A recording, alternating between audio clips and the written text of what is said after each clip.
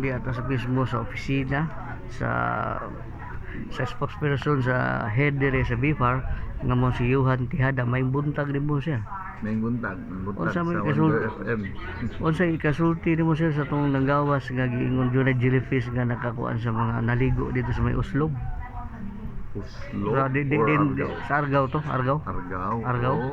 No, mo bitaw nakabalita ni pero ang balita na abot sa mua ang mga media na no, but ang amuang unsaan ni usually kini mga jellyfish basta ting-init dadaghan gini sila no. Kay ang kini mga jellyfish kuyog man gud ni sila sa tubig, wala na sila yung galangoy kay mangitag pagkaon, kuyog na sila sa tubig kung asa ang pagkaon no. So or depende po sa temperatura sa tubig, kaya ang tubig di man na magsagol, ang init na tubig o bugnaw di man na magsagol diya sa dagat. So kung unsa to nga temperature nga ideal sa ila for survival nga naipagkaon ug ang temperatura maglihok mo na, so kuyog-kuyog na sila.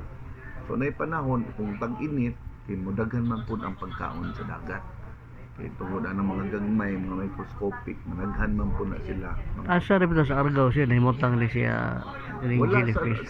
sa ang jellyfish nalagi na siya sa may pilyo, no? Kung kanang padung scantil ba? Coastal, may coastal water, doon siya sa mabaw. So kung maadto na siya sa mabaw, na unsa na dana na siya sa sub or sa baod.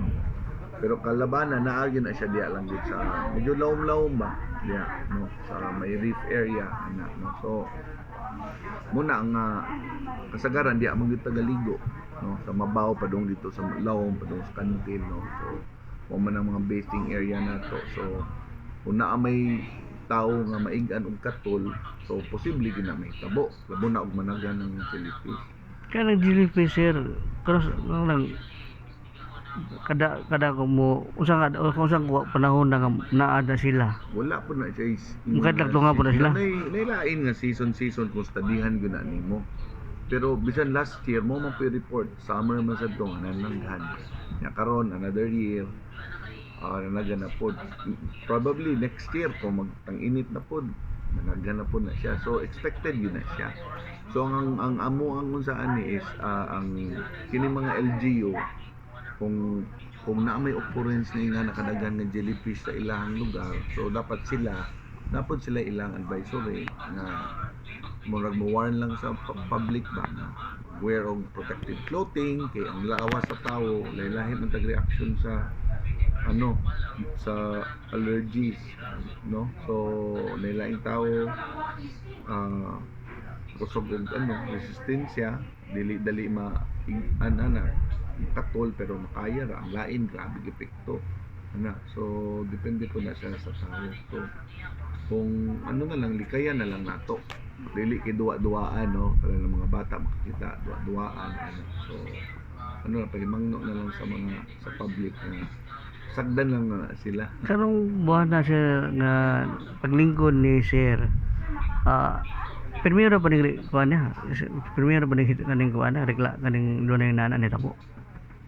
Dili last year na nag-report po na apoy occurrence sa jellyfish nga makainomdom ko nga ako po yung nagtubag about jellyfish no. Pero murag sa Lapu-Lapu to ang ako ma-remember last year murag sa Lapu-Lapu. Yun sa may ikasulti na to sir, taga kuha lang mga ilang ko rin mong bambay nga mensahe nimo sa mga katawan nga aron malikayan na diya sa Argao nga aron malikayan ana sa publiko nga labo na karon summer naggan summer outing maligo sa dagat ug kining mga mananagat no. So di lang na sila hilabtan, sagdan lang na sila kay normal naman na sila nga managhan niya dugay mag-disperse na po na sila no. So sulob na lang po sa mga mulangoy, sulob na lang po sila og kanang protective clothing or protective gear para kung galing man maigaan mo dili pud katol no. Na man gamay, so at least dili gyud kaayo fatal or grabe ba ang katol, no. So mo lang po na nya ang sa LGU sad pwede man mo kabutang og mga warning signs sa inyong kadagatan dito nga murag na jellyfish outbreak karon, ana lang please be warned, murag ana lang warning lang para at least ang publiko aware sad sila nga naidaghan ng jellyfish karong panahon. Sige, thank you sir. Good morning mo sir.